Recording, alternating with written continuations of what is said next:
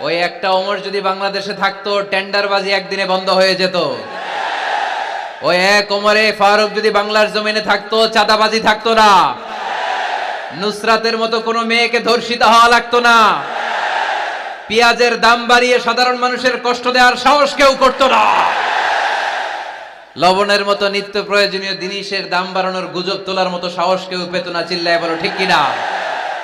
কোটি কোটি টাকার নোট ছিঁড়ে ছিঁড়ে কেউ পানির মধ্যে ফেলার সাহস তুলতো না। চিল্লায় বলো ঠিক কিনা?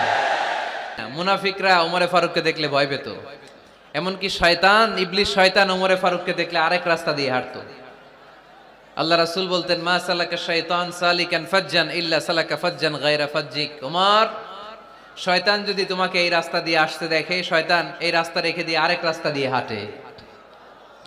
আবার আল্লাহ রাসূল সাল্লাল্লাহু আলাইহি ওয়াসাল্লাম বলেছেন, লা নাবিয়্যা বা'দি ওয়ালা রাসূলা, আমার পরে কোনো নবীও নাই, কোনো রাসূলও নাই, তবে লাউ